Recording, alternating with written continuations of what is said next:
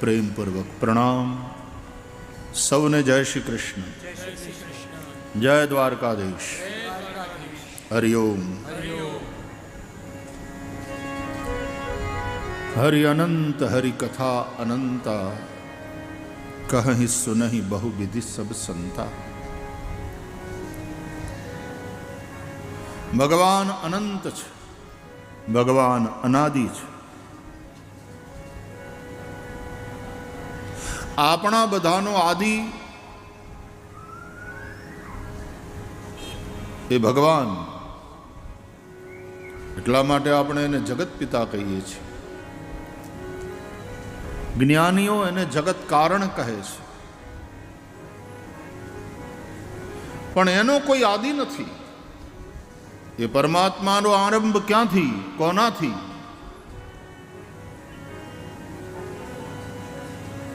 એનો જવાબ નથી.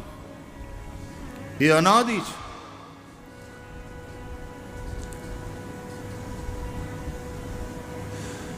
जिस प्रकार आसमान है तो उसमें पूर्व दिशा का कहां से प्रारंभ हो रहा है और पश्चिम का कहां अंत हो रहा है, कोई कह सकता है?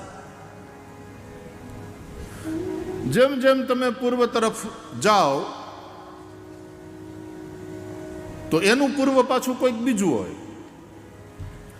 જેમ જેમ તમે પશ્ચિમ તરફ જાઓ તો એનું પશ્ચિમ વળી પાછું કોઈ બીજું હોય.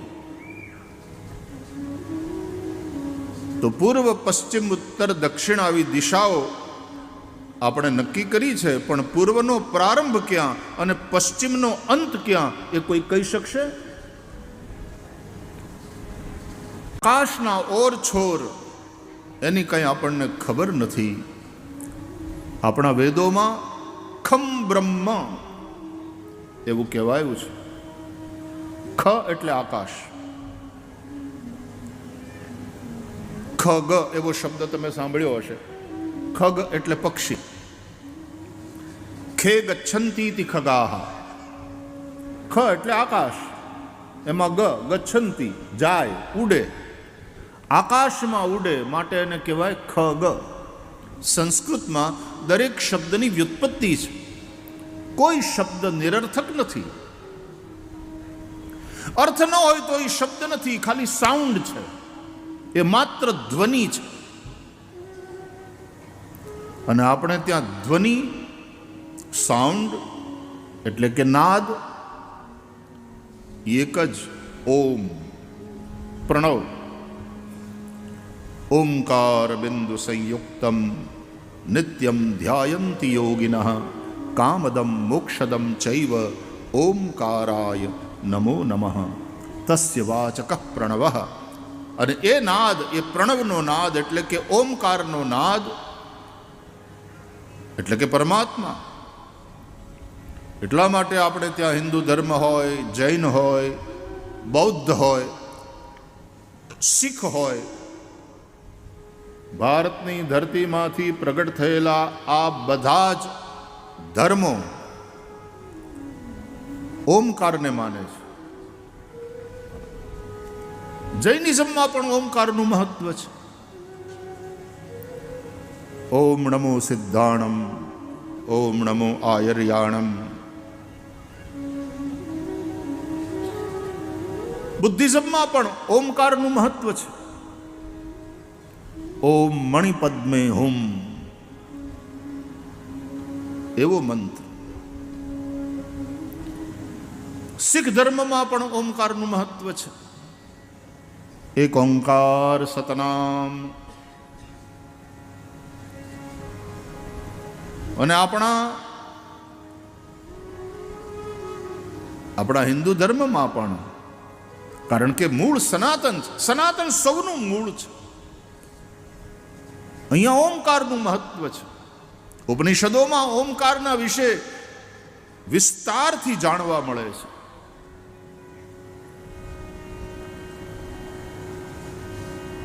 આપણે ઘણા બધા મંત્રોનો પ્રારંભ ઓમકારથી કરીએ છીએ. પ્રણવ લગાડીએ. ઓમ નમો ભગવતે વાસુદેવાય.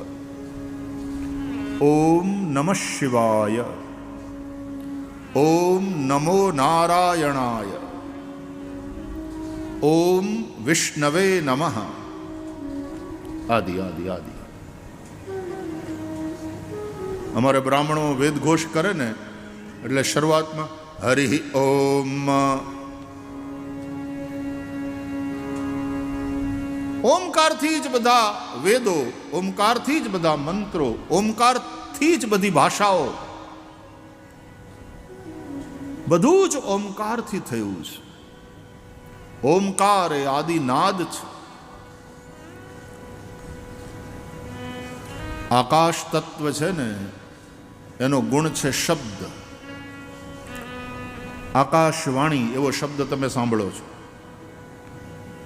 વાણી શબ્દ એને આકાશને સંબંધ છે. આકાશનો ગુણ શબ્દ, વાયુનો ગુણ સ્પર્શ, તેજનો ગુણ રૂપ, જળનો ગુણ રસ, પૃથ્વીનો ગુણ ગંધ. આવી રીતે 5 મહાભૂતના 5 ગુણ કહ્યા છે.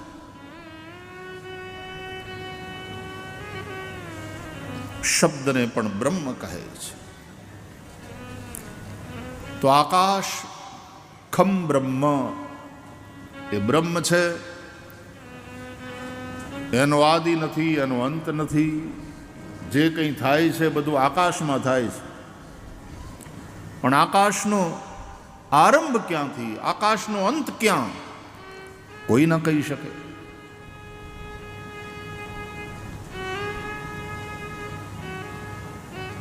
એમ પરમાત્મા અનાદિ છે, અનંત છે. આકાશમાં વાદળા જામે, ઘટાટોપ, અને પછી મુશળધાર વરસાદ વરસે, આકાશ ભીંજાઈ જાય છે. કેલા હવે આકાશને હુકવીને તડકે મૂકો, આકાશ ભીનું થઈ ગયું, એવું કોઈ કહે? આકાશમાં વીજળી ચમકે, આકાશ દાજી જાય છે. આકાશમાં વીજળી થયા પછી ત્યાં દાજી ગયાના કાળા નિશાન જોવા મળે છે. આકાશ એવું ને એવું રહે છે. એમ આત્મા એવો ને એવો રહે છે.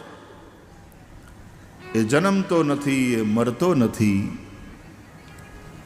સુખ દુઃખ આદિ એ મનને અસર કરે છે, આત્માને નહીં. તો આત્મા અને પરમાત્મા એનો અંત નથી, એ અનાદિ છે. એટલે ભગવાન ભગવદ્ ગીતામાં આત્મા વિશે પણ સમજાવે છે. ન જાયતે મ્રિયતે વા કદાચિન્નાયમ ભૂત્વા ભવિતા વા ન ભૂયઃ અજો નિત્યઃ શાશ્વતોયમ પુરાણો ન હન્યતે હન્યમાને શરીરે. શરીરનો જન્મ થાય છે, આત્માનો નહીં.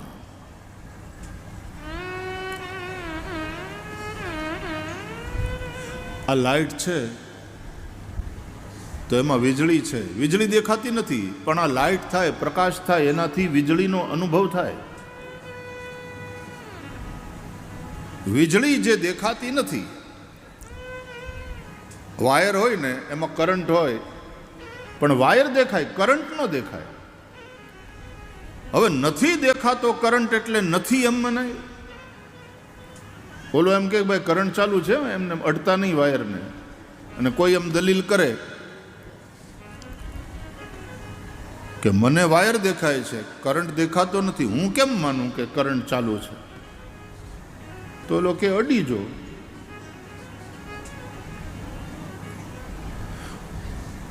આ ઇલેક્ટ્રિશિયન હોય ને તો એની પાસે ટેસ્ટર હોય, એટલે આમ થોડું લગાડે ને એટલે અહીં લાઈટ થાય નનકોડી એવી, એટલે સમજી જાય કે કરંટ ચાલુ છે.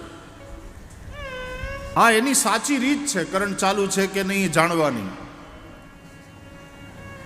એમ જેણે પરમાત્માને સ્પર્શ કર્યો, પરમાત્મા તત્વને સ્પર્શ કર્યો અને એને જ્યોત જગી, બધે કોઠે દીવા થયા, અને એણે એ રીતે પરમાત્માનો અનુભવ કર્યો.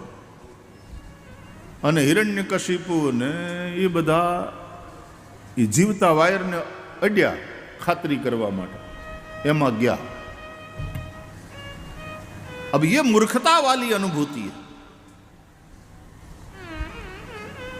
करंट देखातो નથી, વાયર દેખાય છે, પણ એ કરંટ વીજળીનો છે યા લાઇટ થાય એટલે અનુભવાય, પંખો ચાલે એનાથી અનુભવાય, આ સાઉન્ડ સિસ્ટમથી આપણને ખબર પડે. એમ પરમાત્મ તત્વ, આત્મતત્વ, આત્મા દેખાતો નથી. ઓપરેશન કરે ડૉક્ટર ત્યારે આ એના ફેફસા, આ એનું હાર્ટ, આ એની કિડની, આ એનું લીવર, આ મોટું આંતરડું, આ નાનું આંતરડું, એમ શરીરની અંદરના બધાય ઓર્ગન્સ છે એ જોવે. ઓપરેશન કરવાનું હોય ત્યાં ઓપરેશન કરે, પણ ડૉક્ટરોએ એમ કીધું કોઈ દી ચીપિયાથી પકડીને કે આ એનો આત્મા, આ જોર્યો, આય પીડ્યો તો હૃદયમાં, લ્યો આત્માને કાઢીને થોડી વાર બહાર મૂક, બેહોશ કરી શકાય, પણ આત્માને એ રીતે ચીપિયાથી પકડીને અલગ કરીને જોઈ શકાતો નથી. હવે ઇલેક્ટ્રિક કરંટ નો દેખાતો હોય પણ એ છે એનો આ રીતે અનુભવ થાય, પ્રકાશ દ્વારા, પવન દ્વારા, આ સાઉન્ડ દ્વારા. એ રીતે પરમાત્મા દેખાતા નથી પણ એનો અનુભવ થાય છે. અને એ પરમાત્મા શક્તિથી જ આખી સૃષ્ટિ ચાલે છે. એ નથી તો કંઈ નથી. પણ આ લાઇટ ઉડી જાય, બલ્બ ઉડી જાય એટલે વીજળી મરી ગઈ એમ કહેવાય. એમ શરીર ખતમ થઈ જાય એટલે આત્મા મરી ગયો એમ કહેવાય. ના, આત્મા જન્મતોય નથી ને આત્મા મરતોય નથી. આવું આપણા શાસ્ત્રોએ આ રીતે આપણને શીખવ્યું. શ્રુતિ એટલે કે વેદોની વાતોને યુક્તિથી, દ્રષ્ટાંત દ્વારા સમજાવ્યું છે આપણા ઋષિઓએ. શ્રુતિ, યુક્તિ અને અનુભૂતિ, આ ત્રણ વસ્તુ છે. શ્રુતિ એટલે વેદોની વાતોને યુક્તિ દ્વારા સમજાવી અને સદગુરુ શિષ્યને અનુભૂતિ કરાવે છે. યાત્રા અનુભૂતિની છે. ભગવાન અનુભવનો વિષય છે. અનુભવ ગમ્ય ભજહી જેહી સંતા. ભગવાન વાણીનો વિષય નથી, પણ છતાંય તે સદગુરુ, છતાંય તે આપણા ઋષિઓ વાણી દ્વારા ઈશારા કરી કરીને સમજાવવાની કોશિશ કરે છે. બાકી શબ્દ, વાણી ત્યાં પહોંચી શકે નહીં. યતો વાચો નિવર્તન્તે અપ્રાપ્ય મનસા સહ. વાણી ત્યાંથી પાછી વળી જાય. આપણા વડીલો કહે છે 52ની બારો છે.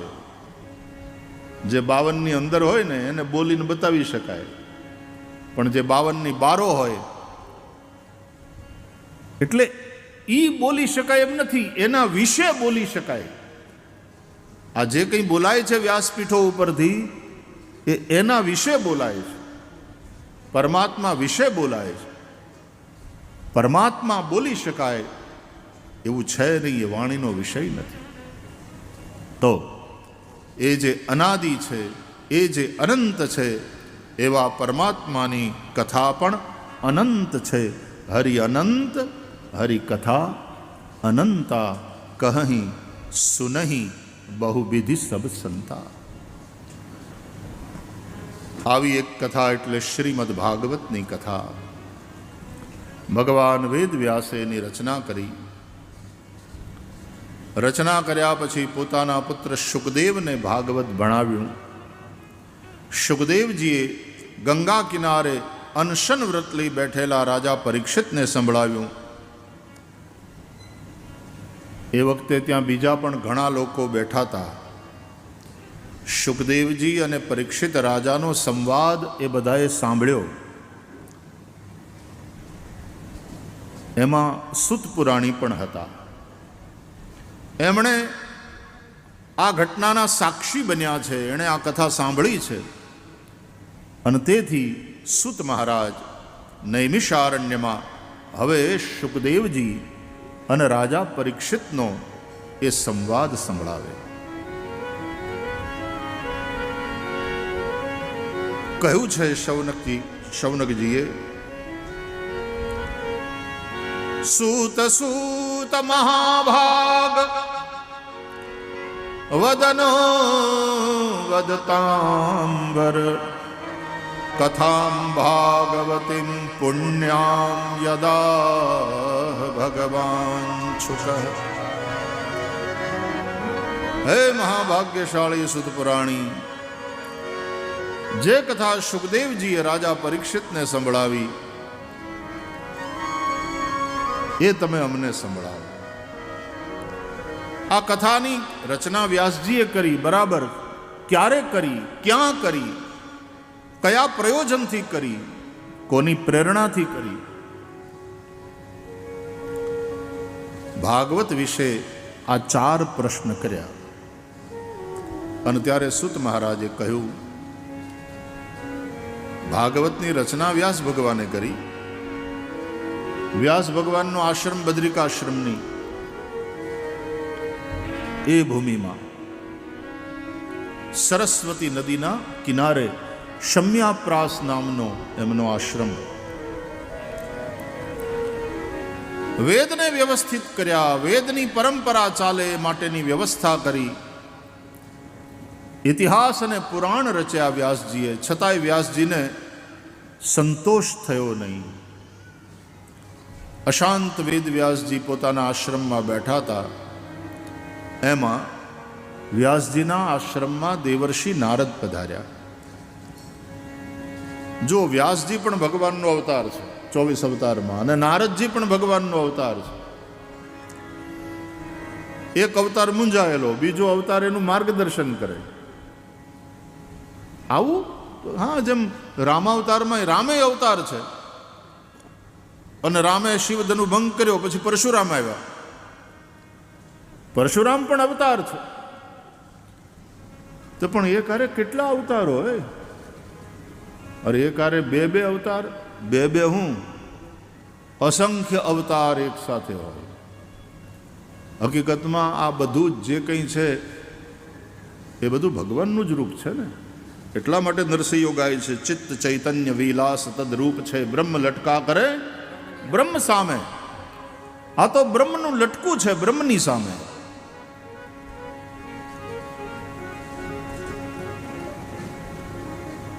વ્યાસજી મૂંઝાયેલા છે. દેવર્ષિ નારદ ને પૂછે છે, મહારાજ, મેં આટલું કામ કર્યું છતાંય મને સંતોષ નથી. આનું કારણ શું? અસ્તેવ મે સર્વમિદં ત્વયોક્તં તથાપિ નાત્મા પરિતુષ્યતે મે તન્મૂલમવ્યક્તમગાધ બોધમ પૃચ્છામહે ત્વાત્મભવાત્મભૂતમ. નારદજી કહે છે, વ્યાસજી, હજી એક કામ બાકી છે. શું? કે અત્યાર સુધી તમે જેટલું લખ્યું આ બધાયના સાર રૂપ શ્રીમદ ભાગવતની રચના કરો, જેનાથી જન જનના હૃદયમાં ભગવત ભક્તિ પ્રગટ થાય. ભક્તિ સિવાય કાંઈ નથી. ભક્તિ સિવાય મન સદા અતૃપ્ત રહેવાનું. ભગવાનની ભક્તિ એ જ શ્રેયસ્કર છે. અને એમાં આગળ તો કળયુગ આવે છે. વ્યાસજી, કળયુગની અંદર લોકોને જ્ઞાન અને વૈરાગ્યની વાતો પચશે નહીં, રૂચશે પણ નહીં, અને રૂચશે જચશે તો પચશે નહીં. એટલે ભક્તિને કેન્દ્રમાં રાખીને તમે ભાગવતની રચના કરો. આવું કહી દેવર્ષિ નારદે પોતાના પૂર્વજન્મની કથા સંભળાવી કે હું પૂર્વજન્મમાં દાસીનો દીકરો હતો, મને સંતોનો સત્સંગ થયો, મેં ભગવાનની ભક્તિ કરી અને એટલા માટે મારું એ શરીર છૂટ્યું. એ પછી હું બ્રહ્માના પુત્ર રૂપે પ્રગટ થયો, દેવર્ષિ નારદ કહેવાયો. દેવોએ આ 7 સ્વરની વીણા મને આપી છે. વીણા વગાડું છું, નારાયણનું નામ લઉં છું, લેવડાવું છું, ચારે બાજુ ફરું છું, ક્યાંય મારી ગતિ અટકતી નથી. વ્યાસજી, ભગવાનની ભક્તિનો આ મહિમા છે. જે જગ્યાઓ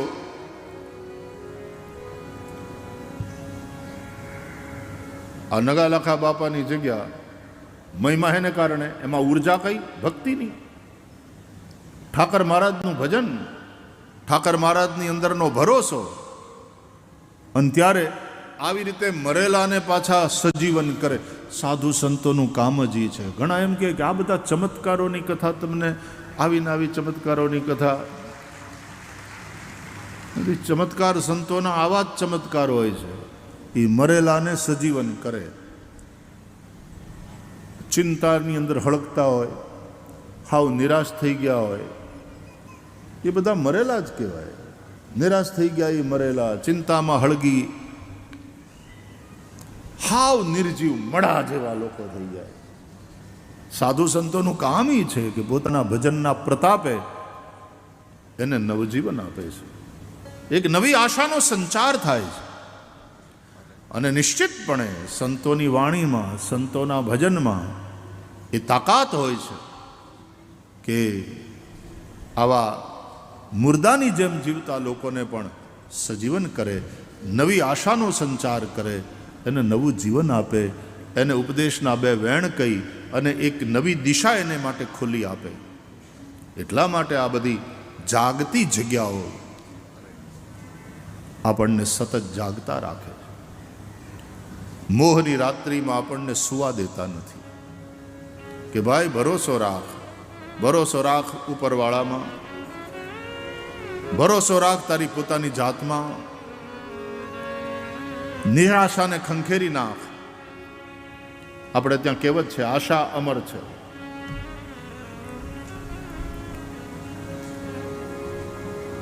સાધુ સંતોનું કામ આ શ્રદ્ધા બલવતી કરવાનું, નવી આશાનો સૂરજ એના જીવનમાં ઉગે એવું કરવાનું. જે હાવ નિરાશ થઈ ગયા હોય, હિંમત હારી ગયા હોય, અરે ઘણીવાર તો મરવાના વિચાર કરતા હોય અને ઘણીવાર આત્મહત્યા કરી પણ બેસતા હોય, ત્યારે એને ટેકો આપી ઠાકર ધણીની અંદર ભરોસો મજબૂત એનો કરી આશીર્વાદ આપી પાછા એ સાધુ સંતો પ્રાર્થના કરે એના માટે પરમાત્માને. અને ખરેખરી પ્રાર્થના દ્વારકાધીશ સાંભળે અને એનાથી કાંઈક એવું થાય કે માણસની આશા બળવતી થઈ જાય. એક નવા જીવનની, એક નવી જિંદગીની શરૂઆત થાય. એટલે સાધુ સંતોનું કામ મળદા બેઠા કરવાનું જ છે. હાવ જે નિર્માલ્ય થઈ ગયા હોય, હિંમત હારી ગયા હોય, મરવાના વિચાર કરતા હોય, નબળા વિચાર જેના હોય, એની અંદર એવી આશાનો સંચાર કરે, એમાં એવો ઉત્સાહ ભરે અને એવો એને કામે લગાડે અને એ સફળ તો થાય જ, પણ પછી એ સમાજને ઉપયોગી બને, બીજાને ટેકા દેતો થઈ જાય એવો એને કરી મૂકે. આ સાધુ સંતો, આ આપણી જગ્યાઓ, આ આપણા મહાપુરુષો, એના ચમત્કારો આ છે. એટલે અનેકને નવજીવન આપે, નિશ્ચિતપણે નવજીવન આપે. જગ્યાઓનું કામ, સાધુ સંતોનું કામ આ છે. અને આ જેવો તેવો ચમત્કાર નથી. તમે વિચાર કરો ને, આ સમયમાં ચારે બાજુથી ફરિયાદ સાંભળવા મળે કે અમારું સાંભળતા નથી. પત્નીને ફરિયાદ હોય કે આ મારું સાંભળતી નથી. પત્નીને ફરિયાદ હોય કે અમારા એ અમારું ક્યાં સાંભળે છે, અમારી વાત કોઈ દી તમે કાને ધરી. છોકરાઓના માટે મા બાપને ફરિયાદ હોય કે આજકાલ છોકરાઓ ક્યાં માને છે, ભાઈ સાંભળતા નથી મા બાપને. અને છોકરાઓ એને એમ થાય કે અમે આટલું આટલું કહીએ તોય બાપા ના પાડે, અમારું સાંભળતા જ નથી, એને અમારામાં વિશ્વાસ નથી. પ્રજાને એમ થાય છે કે નેતા અમારું સાંભળતા નથી. ચારે કોર એ નહીં ફરિયાદ, કોઈ સાંભળતું નથી અમને. અને એવા આ સમયમાં આવી કથાઓને આવા આયોજન, હવે રાતના સંતવાણી ડાયરા, દિવસે કથા, હવે એક જણો બોલે કે એક જણો ગાય અને હજારો હજારો સાંભળે, કલાકોના કલાકો સુધી. રાતના કાર્યક્રમ હોય તો હજારોના હજારો સવારના 3 વાગ્યા સુધી બેહે, આટલા બધા સાંભળે. આ ચમત્કાર નથી કળિયુગનો? જ્યાં કોઈને સાંભળવા તૈયાર નથી ત્યાં આટલા કલાકો સુધી શિસ્તપૂર્વક શાંતિથી બેસી અને ધ્યાન દઈને સાંભળે કથા. કલિકાલનો આ ચમત્કાર જ છે. તો જ્યાં ભગવાનનું ભજન છે ત્યાં ચમત્કારો સર્જાય છે. આવી જગ્યાએમાં હજારો હજારો માણસો આવે, કોઈ ભૂખ્યું જાય નહીં, સૌને રોટલો મળે, સૌને ભગવાન અભિમુખ કરે. કલિયુગના આ ભૌતિક વાતાવરણની અંદર આવા પ્રકારની આધ્યાત્મિક એક ચેતના પ્રગટ થાય. આ જગ્યાઓના ચમત્કાર છે. ધર્મ જો ટક્યો હોય તો આને કારણે ટક્યો છે, અને ધર્મ ટક્યો છે એટલા માટે સમાજ ટક્યો છે. નહીં તો ધર્મેણ હીના પશુભિ સમાના. એટલા માટે આપણી આવી જગ્યાઓ, જાગતી જગ્યાઓ, એના પૂર્વ પુરુષો, એનું તપ અને વર્તમાન મહંતો, એનું ભજન, એની સેવાવૃત્તિ, એ બધાએ થઈ અને સમાજને સતત જાગતો રાખ્યો છે. એટલે આ જગ્યા શબ્દ છે ને આપણો, એ બહુ બહુ ગમે એવો જગ્યા શબ્દ છે. આ જગ્યા છે, અહીંયા સૌને માટે જગ્યા છે. એટલા માટે જગ્યા, અહીં બધાની હાટું જગ્યા થાય. દરેકને અહીંયા સ્થાન હોય, દરેકને આશ્રય મળે. સૌની જગ્યા હોય, શ્રીમંત હોય કે ગરીબ હોય, ભણેલો ગણેલો અને મૂંઝાયેલો હોય, એને આશ્વાસન મળે, નવી એક ઉર્જા મળે. અને જે ભણ્યા ગણ્યા ન હોય અને એની તો શ્રદ્ધા પછી વધારે મજબૂત હોય. ભણેલા બહુ હોય ને એની પાસે તર્ક હોય, પણ જે ભણ્યા હોય ઓછું એની પાસે શ્રદ્ધા બહુ મજબૂત હોય, એનું કામ વહેલું થાય. આ તો ભરોસાની વાત છે વાલા. તારો રે ભરોસો અમને ભારી, એવો ગર્વો દાતાર ગિરનારી બાબો ગિરનારી. ઊંચો છે ગર્વો દાતાર, નીચો જમી અલશા દાતાર. એ વચમાં છે ભવેસર ભારી, એવો ગર્વો દાતાર ગિરનારી બાબો ગિરનારી. ભરોસો ઈ જ ભજન, દ્રઢ વિશ્વાસ.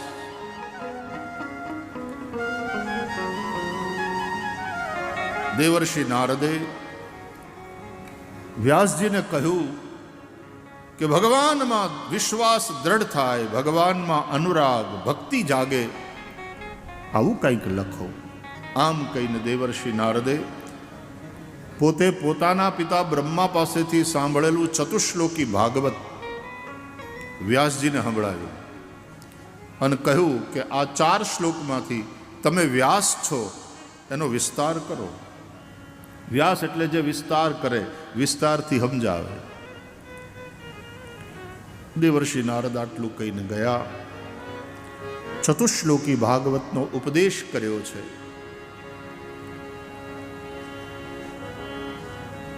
બ્રહ્મનદ્યામ સરસ્વત્યામ આશ્રમઃ પશ્ચિમે તટે. સરસ્વતી નદીના કિનારે વ્યાસજીનો આશ્રમ છે શમ્યાપ્રાસ. સરસ્વતી બ્રહ્મ નદી છે. ભાગવતની રચના બ્રહ્મ નદી સરસ્વતીના કિનારે થઈ. ભાગવત બ્રહ્મ વિદ્યા છે. પોતાના આશ્રમમાં આસન લગાવી આચમન પ્રાણાયામ કરી વ્યાસજીએ પરબ્રહ્મ પરમાત્માનું ધ્યાન કર્યું.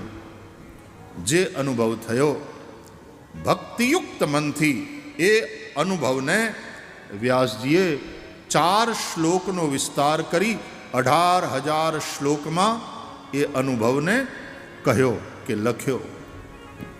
એ 18,000 શ્લોકને 335 અધ્યાયમાં વહેંચ્યા. એ 335 અધ્યાયને 12 સ્કંધમાં ગોઠવ્યા. એટલે આ 12 સ્કંધનું ભાગવત પુરાણ તૈયાર થયું.